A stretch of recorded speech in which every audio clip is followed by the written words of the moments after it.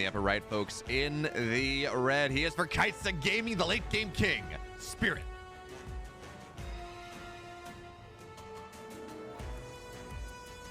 And his opponent. You talk about controlling your own destiny, and to a certain extent, Spirit does. But this man cannot drop a single map if he wants to make it through. Can he do it? He needs a miracle. For big, it is showtime.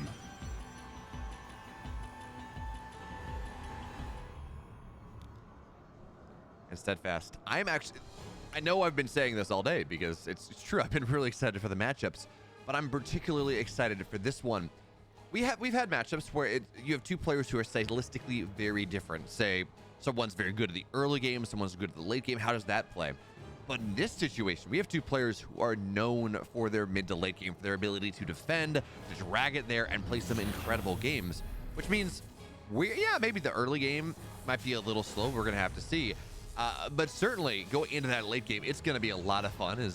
Well, we do see the SCV there. It gets low, especially with the pro buff or with the worker buff, but it's going to be fine. But Steadfast, already something that is maybe slightly off meta. It's going to be a Marine opener, no Reaper. Yeah, this is something that has slipped right back into the meta a little bit more, with some of the maps being a fair bit bigger, more of them having ramps to the natural. The one racks expand is really coming back with a vengeance. Spirit has been a player that likes the one racks expand in general, maybe a little bit more than your average Terran. So those two gas openers that have kind of dominated the meta for the last like 6 months, they're not as potent as they used to be. They're not as common. So we do see Spirit going for the one rack expand, and then off of one rack expand, going from Marine opener into a quick reactor, 3 Marines to deal with an early adept. That's not too big of a deal. But something that Spirit is really well known for is not scouting in this matchup. And that is why this proxy Stargate is going to be a potentially very good decision. Now, Spirit looked on the left side. This is a good position for a proxy Stargate. Does he check this other location? No, he's going to back away. He doesn't have the time to get all the way over there. And showtime, he doesn't know that it is a Reaper or not a Reaper. So you can see he hesitates a little bit with this Adept, but the most important thing is that Spirit doesn't know what's happening. Yeah, I mean, he does have the tools, though, Steadfast. Widowmines are starting to come out, and Widowmines, their very presence can make it hard for a proxy Oracle to find some level of damage. So the question then is whether Showtime maybe pools for 2 Oracles, maybe even 3, taking a page out of Hero's book, whether he dives in with 1, and more importantly, whether he's able to wait out the Widowmine until the drop goes across the map and really then finds his way open. But for now, Spirit thinks this might be some sort of Stargate opener, but from the main base. He's going to put his Widowmine where he can try to catch that, but Steadfast, that's not the direction these Oracles are coming from. No, it is not. And we talk about reputations. We talk about what players do. Showtime, he is known as that macro player, as that macro beast. However, Spirit does get the Widowmine into the mineral line. Will Showtime be aware of it? I think he is. He sets himself up very nicely. Oh, he's got to be careful. Oh, that's not worth it. 2 SCVs is nice, but losing the Oracle for it is absolutely not worth it. I thought he saw that, but it seems as though he didn't. Did he see the armory that's coming on down? Okay, he saw the armory technically. I'm not sure if he clicked it yet, but he's building Phoenixes. He's getting a robotics facility. This could be very frightening here for, for Showtime. There's a lot of potential for Spirit to get a lot done. Yeah, the problem, of course, though, with something like this is getting across the map. Altitude is like 36, 37 seconds across the map. And if you're trying to run across the map with the Phoenix harassing you, harrying you the entire time, as one will... we can talk. He's not building workers. He's building a Thor. Okay, now he starts some worker production. Yeah, he's building a Thor. This looks like it's just going to be a straight up all in, but I don't know. We'll see. I was like, man, why did he drop a depot top hat? He's got free supply, but Thors take 6 supply. They take a lot of supply to build. That is utterly bizarre. I wonder if this is a response to the Phoenixes, and if he is going to pull the boys with this. Man, this is a really intriguing setup here, and could be a very difficult thing to deal with. Ooh, Widowmine drop comes into the main base. Oh, no. Showtime. Oh, no. Oh, Showtime. Oh, no, he doesn't respond. He stacks up the probes. 12 probes go down. Oh, that actually could have been so much worse, but it was still brutal. And a couple SCVs are going to get pulled. Now, the one downside here for Spirit, if there is one, is the fact that he's hitting as ShoWTime is, like, he's coming back, right? So Spirit, by hitting so quickly, is not really giving the time to make something happen. But here comes that Thor. Marines trying to target down the Phoenix as well as they can. We're going to see this third base almost certainly get canceled. But ShoWTime wants that. He wants Spirit here to be spending the time on killing his third base, on not going into the natural, on giving him a little bit more time. This Big Daddy Thor is sitting here. Now the Phoenix is going to start to arrive, and the Thor is attacking the things on the ground, so the Phoenix are actually doing a great job knocking down so many of these Marines. But Steadfast, it's all about the Thor repair. These SCVs are keeping it alive. And yeah, the Thor is taking damage. It's all the way back up to full, even as the medevacs have gone down. What can deal with this one big mech unit? Well, it's up to the Immortal, but the Immortal's taken so much damage. Now, I want to mention something about the target priority during all this, which I like from ShoWTime, but is going to cost him this Nexus, unfortunately, just because I think he had taken a little bit too much damage, maybe. And it's the fact that he specifically targeted everything but the Thor, even with the Immortal. He wanted to clear out the ground units. Oh, he's going to lose this Stalker here, in addition to the Pylon. This is a pretty big lead right now for Spirit. He's got the third command center behind this. He does just now start up Stim and Combat Shield, so in that sense, he is behind in tech, and ShoWTime has another base ready to go. But of course, the Widowmine drop is the superstar here. Very neat build coming on out.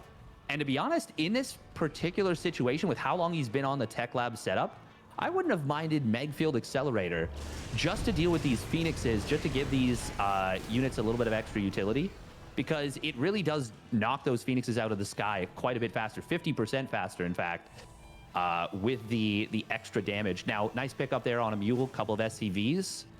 This is going to settle down a little bit, but yeah, going for the ground units, it nullifies the usefulness of the Immortal, but I still think it was the right call from ShoWTime. Yeah, Steadfast, the awkward thing here for Spirit, he couldn't know that Widowmine drop was going to kill 12, 14 probes and, really, and get the damage he needed. And then he goes for the timing. And again, when you do a lot of economic damage, you almost don't want to hit immediately afterwards. You want to go and give it a minute. Let that advantage that you have start to turn into something a little bit more. Let the bread rise. Let the oven bake. And so, yeah, I mean, Spirit did get the third, but it feels like because he did commit and he did, cut his tech a little bit. Is that Barracks is not going to complete for quite a while now. Because he did commit so hard to this, he actually doesn't have the level of a lead that he might have otherwise had. There we go. Finally restarts that there. Yeah. Well, okay. So this is, I kind of agree with you in this, but in TVP, it does make sense to keep the pressure up because if your opponent's on 3 next side, they're going to be able to chrono boost out probes very quickly. Now, he might have been saying, in a sense of like prepping for the game, it makes sense to, be like, okay, well, I'm going to do a heavy macro play behind this, but he's already committed to the build. So it makes sense for him to go forward. Mm-hmm. He did trade pretty well with that. Got the base, and it's certainly maintained his lead that he's built for himself. But if he knew he was going to get that damage, then I do agree with you. It would be the right call. By the way, Spirit doesn't need the armor. He's already got it from that permacloaked Widowmine play. And now the Thor is actually going to be pretty handy. It's going to be difficult to knock down. It'll zone out those Phoenixes pretty nicely. Actually, where are the Phoenixes? Yeah, they're on the left side. They're looking for drops. This is just going to be a frontal push, but a nice observer here from ShoWTime spots it. Yeah. This is such a strange army. It's a box out army. It really is what it is. No medevacs. There are a couple Vikings, a Thor, Cyclones. I guess makes it a legacy box art setup. But this is so close, Steadfast, to being a really nice timing. 1-1 is done. Unfortunately, the Ghost Academy just completed. So there will be no Ghost adding those EMPs on top of things. Even still, it's 2 tanks. There's a Thor here, Vikings. It's actually so hard for the Colossus to run forward. And oh, look at that heavy damage there. One Colossus gets so low already. And that is the difference between, well, Shield Battery Overcharge hasn't been popped yet, but that's the big difference. It used to take 4 tanks to one shot and to really knock down Colossus. But because Shield Battery Overcharge are 25% less effective, now you can start to damage through it with only 3 tanks. You need to lead a little bit less. Is a little bit of misclick there, but you got an overcharge, so it's going to be fine. Marines on the right side are not going to really find all that much. But Spirit now runs forward, and that Thor in anti-air mode has so much range. 2 Colossus getting very low here as the slow push of Spirit continues. Yes, but now charge and +1 attack have finished. That's what ShoWTime was waiting for. He's going to go for the fight. Thor adding on a lot of anti-air DPS against those Colossus, but the Colossus all survived during the fight. Great lifts on the Fiend, or on the tanks. And that is going to be a really nice little pushback. Drives back and kills a good number of high-value units. However, Spirit, he still holds the position, and he's going to be able to deny a fourth base take attempt. Meanwhile, Spirit checking in on the pocket fourth base rebuild potential as well, just kind of coincidentally during this, before the engagement really set off. 8 probes went down. Spirit, he's got the Planetary Fortress morphing on the other base. ShoWTime, great hold, but he still needs to do a little bit more to continue this comeback. And he has started it, but it's not there yet. And Steadfast, you talk about that Thor doing that heavy... Wait, hold that thought, because here comes Spirit once again. Rauder's trying to get on top of the Colossus, unable to do so. EMPs, they blanket the Archons, but they're still staying alive. And this is probably the best possible fight that ShoWTime can take, but we're seeing how much of a problem the damage his Colossus took early on are causing now. Because the army at the front is falling down. Shield Battery Overcharge gets 1 Colossus alive, but it is not enough. And Spirit finds his opportunity from strength to strength. He takes the game 1 victory. Yeah, that was almost a really great fight for ShoWTime, but Spirit just had a little bit too much. Very well done right there by Spirit. And I think that actually officially does it.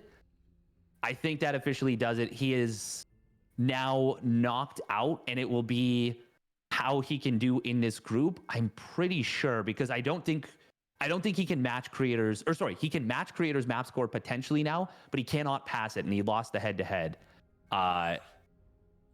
Spirit keeps his hopes very much still alive, though, with a victory in game number 1. And, I mean, it'd be pretty cool to see Spirit doing well in front of the Polish crowd. Yeah, no, he made the run last year, right? He got through the qualifiers, played one of the best series of the tournament against Nice, and then he beat Solar, sure, and then I don't know whether the expectations got to him, whatever it was, he did not perform to the level he did in that first series.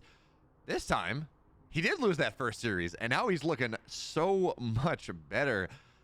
Sure, is ShoWTime at the top of this group? No. Is Creator at the top of this group? No. Well, actually, you know, Creator is, never mind. But he lost that series anyway, so it's fine. Regardless, again, he's just looking that much better, and year over year, it's fun watching these players improve. Spirit narrowly, wasn't all that close to advancing last year. This time, yeah, he keeps doing this. I think I got him top 3. Yeah, I think there's a really good chance, but Creator looks pretty darn good as well, and Creator won the head-to-head versus Spirit, and now he's up 1-0 over Estrella. If Creator wins versus Estrella, he almost puts it out of reach. It's going to be pretty tough for Spirit. And you said he controlled his destiny. That's only true to a certain extent. It's still Creator who holds the cards. I mean, Steadfast, he's still a 1-loss player. If you only lose 1 series in your group stage, you get out. Yes, you have to beat Raynor to do so. Don't get me wrong. But as long as you have those maps ahead of you, those games that you can technically win, yeah, he does control his destiny. But let's see whether he can continue to do so as Babylon's map 2. And the upper left, folks, in the blue. Now he's trying to play spoiler here for Big Clan ShoWTime.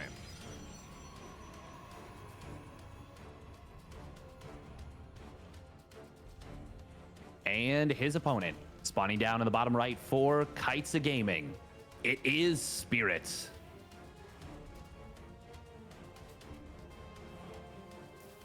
Oh, and ShoWTime. Okay, well, he might at this point be saying, you know what, I just want to, I know I'm out. I just want to go. I want to get these games done with. I'll go with something that has a decent chance of working. Oh, no. Oh, no. Well, doesn't have a great chance of working now. Spirit, man, reads his opponent like a book, finds the proxied gateway immediately. And at this point, I was going to say, yeah, I think you cancel it. Meanwhile, Spirit doing something that's very good against an all-in of this caliber. It's actually not really an all-in. It's like a pressure build. This is something Parting used to love, especially the proxied second gateway. But something that's still very good against it is Reactor First. So I actually like this from Spirit very much. However, he is going to need to confirm that the gateway was canceled. He sees the Nexus timing, and he might be saying, like, wait a minute, is this... What's going on here? Is he going to drop a bunker? Wait, did he misread this? Does he think there's no gateway at home? Or is he just saying this is gate... Wait, hang on. This cybernetics core is very late.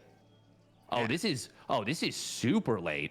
Oh yeah, I mean you do get a later cyber when you do proxy that gateway, but yeah, this feels even later than that. I don't. It is much later than that. Yeah, I don't hate a bunker rigger. I know you're talking about, okay, does he scout? Regardless, there's no pylon on the natural, right? Building a bunker on the other side of the map means that it's just going to take forever for ShoWTime to even just start to recover from the build that he went for. So yeah, I don't hate that at all. You get a Reaper across the map. He opened reactor first anyways, so he can have enough to defend the potential timing coming in from ShoWTime. But of course, that gateway was canceled. So regardless, this is pretty good. The bunker's going to complete. Adept does not kill a bunker all that quickly. SCV is just going to sit here. And now ShoWTime needs to make sure the Reaper doesn't run across the map. But I don't think he's going to have... Well, no, okay. The Reaper just runs right by. Yeah. Oh.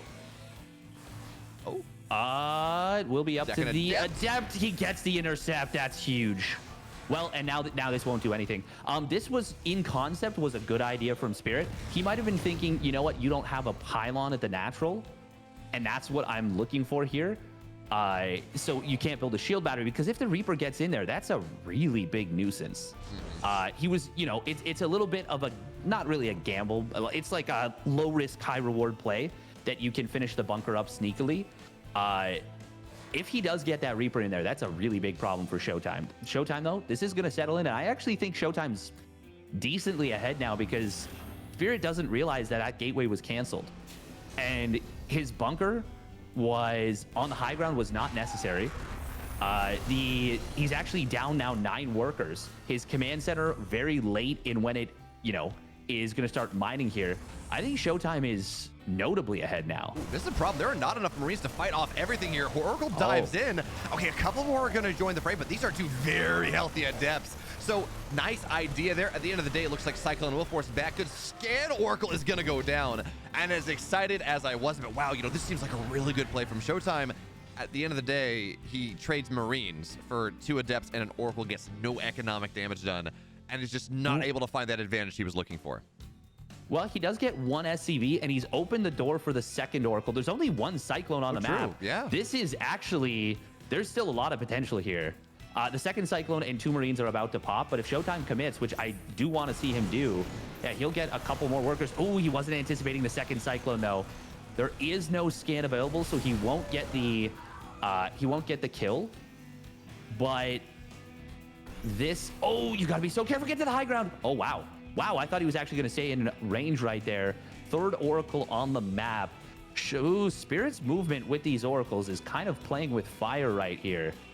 They're both kind of playing with fire. This is a very dangerous, glass cannon army for both sides. But now, 3rd Oracle or 3rd Cyclone's going to pop out. That will push these 2 Oracles away. Oh, he gets one of them, and the mass repair is going to save the other. Great micro from Spirit. Now, I don't think he can do anything with a push on the other side of the map.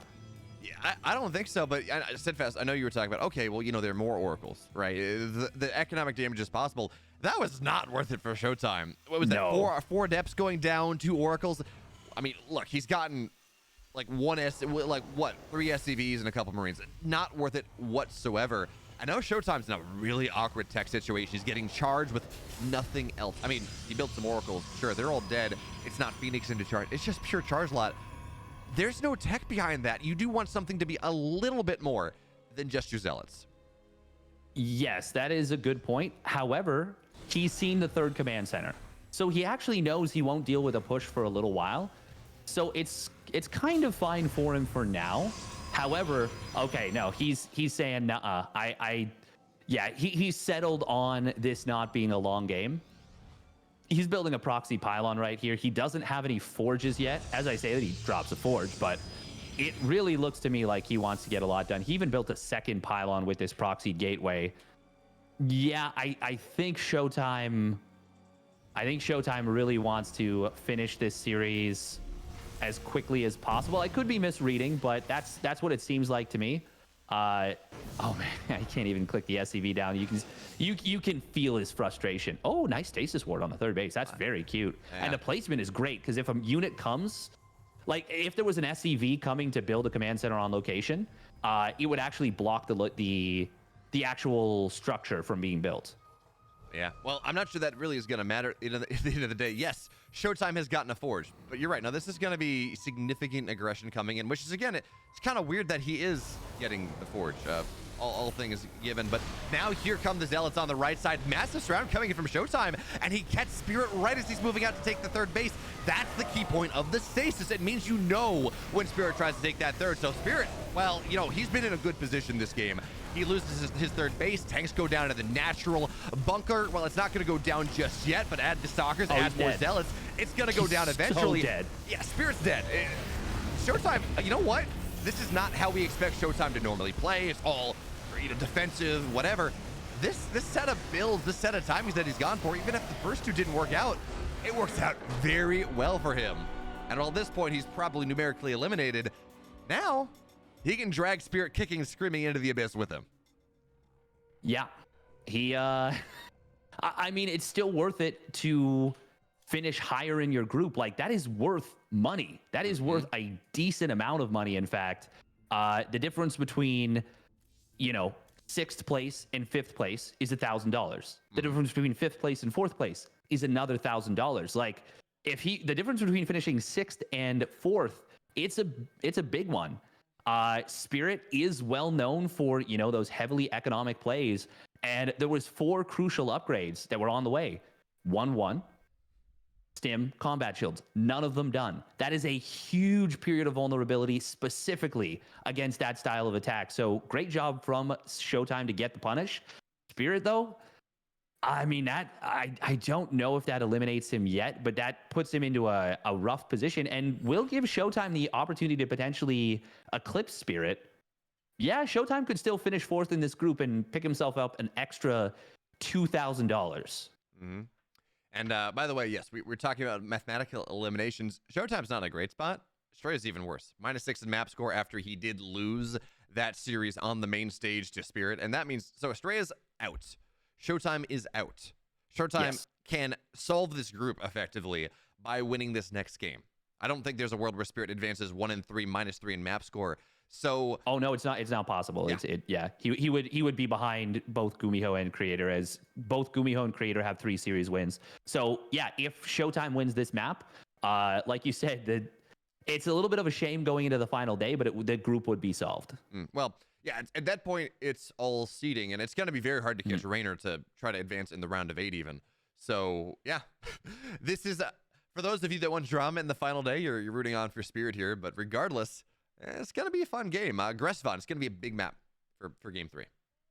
Well, based on what's happened so far, Creator and Raynor, that will be the decider match for who wins the group. We know that now. We know that for a fact, as Creator did 2-0 Estrella. Raynor 2-0'd Gumiho. So we know that now. We know what has transpired and how the groups have shaken out. But the last real question mark is, can Spirit keep his hopes alive here? I'm not even sure if he actually can mathematically do it at this point. He needs to win out, that is for sure. So yeah, if he wins this, he'll be -1. 2 and 2 -1. Yeah. Gumiho is currently 3-1 +3. Okay, so if Spirit wins here and then 2-0's Gumiho tomorrow, he can still do it. Well, the question is, what are the tiebreakers, right? Is it map score tiebreakers first, or is it overall map differences first? Overall map difference, that would be even, and then it would be head-to-head, I'm pretty sure. No, it wouldn't, right? Spirit... Oh, it's number of map wins. No, that would be tied too, right? So if Spirit wins this, he'll go to 5 and 6 -1. Yes. Right. So he would actually have that tiebreaker. Yeah, and then he would go to +1. Gumiho would also go to +1. He would have he would have the total map wins. Okay. I think we might actually end up getting that series tomorrow, because you gotta assume Raynor Creator is going to be on the mainstream. And it will. Yeah. I'm looking forward to that TVT. Yeah, that'd be pretty neat. That would be it to decide who wins. But we're getting a little bit ahead of ourselves here, because we've got a big German wall that is saying, you know what? No, I'm here to do my best. I'm here to finish as highly as I can. I'm not gonna let you just dismiss me. Yeah, so let's see if the wall can push back. Because, yeah, folks, Game 3, it's Gressvon. in the bottom right in the red. He took game one and held pretty well in game two before eventually falling down. It's Spirit.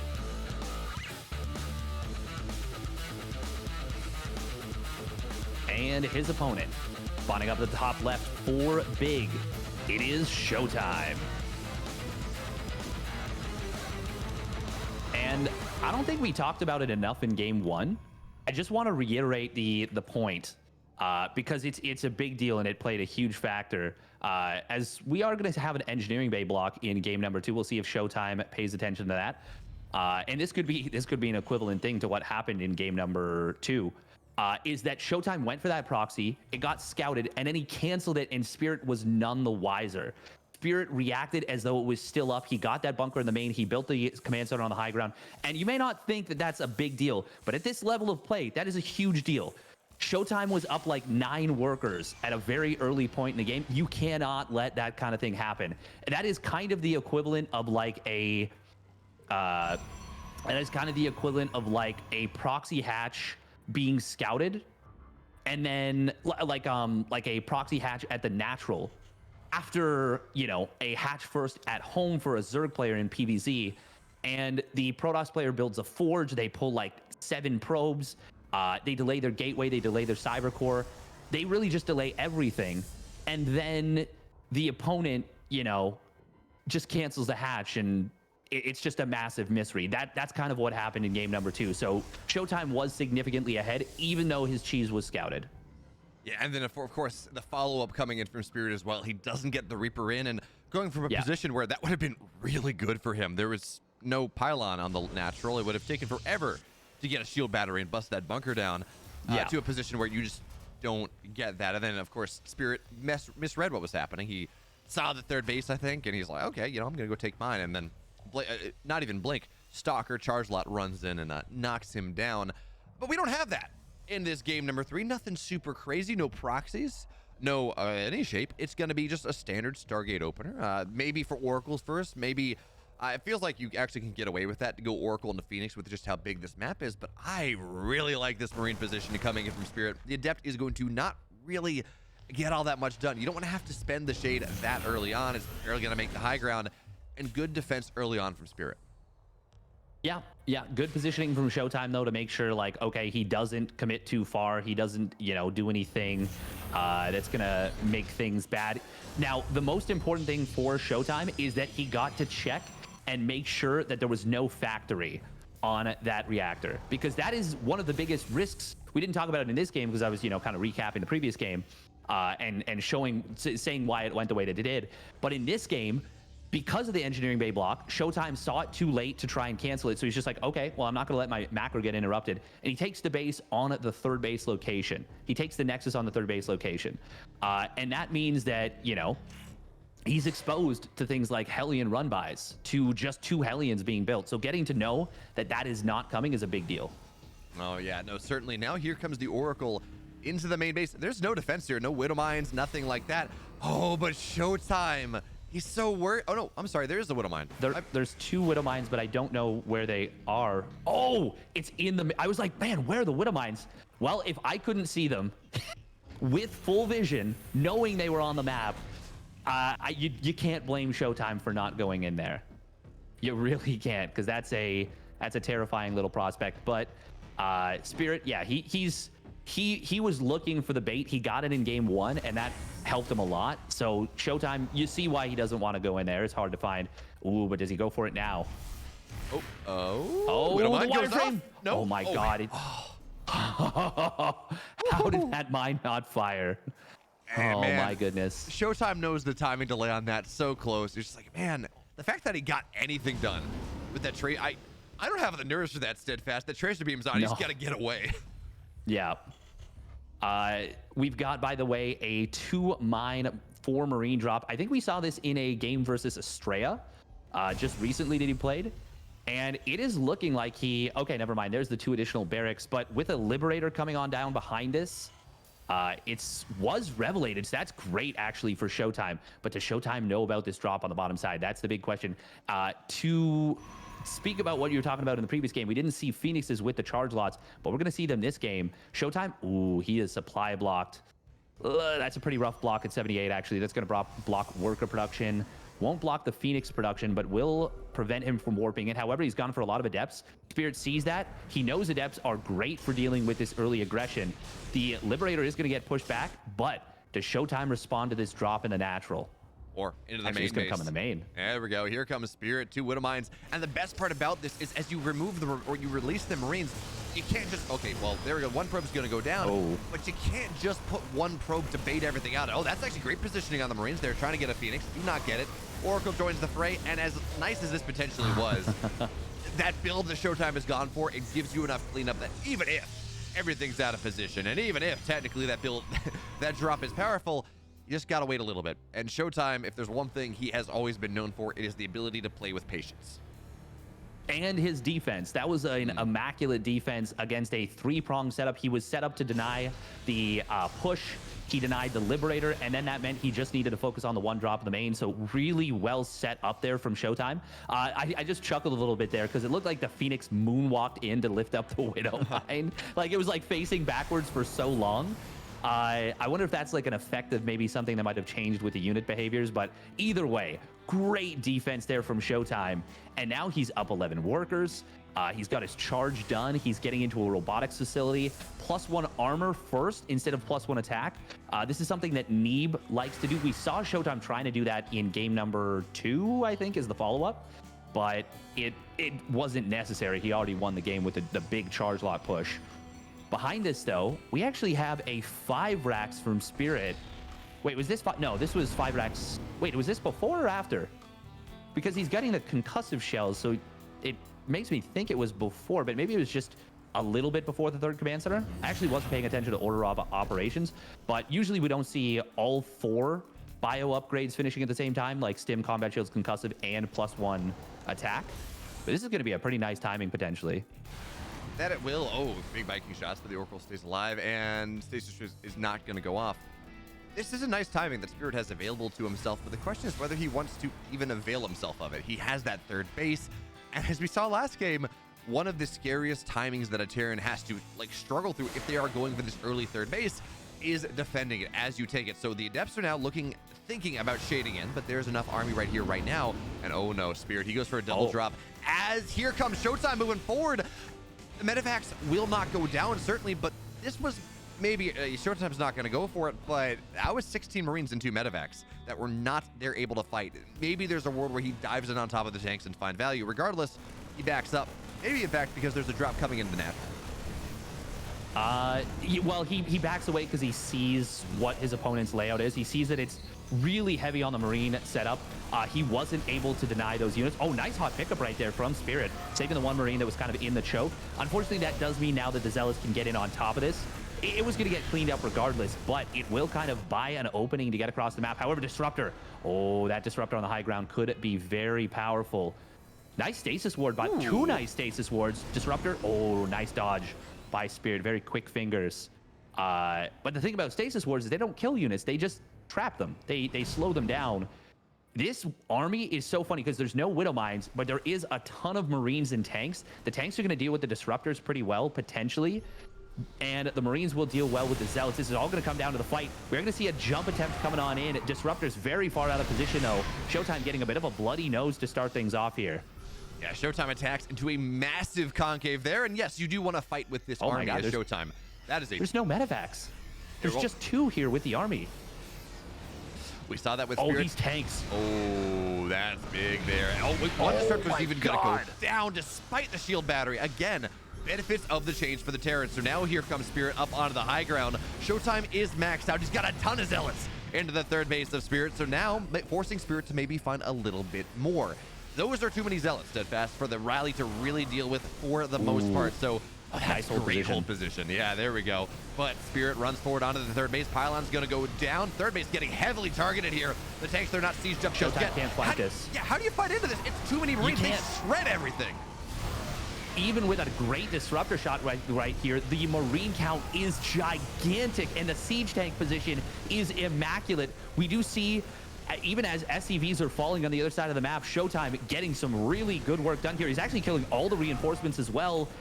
an equal number of probes. Well, not anymore. Now the SCV count is really starting to fall. ShoWTime needed to give up that third base 1 billion%. He needed to drop stasis wards behind this disruptor shot.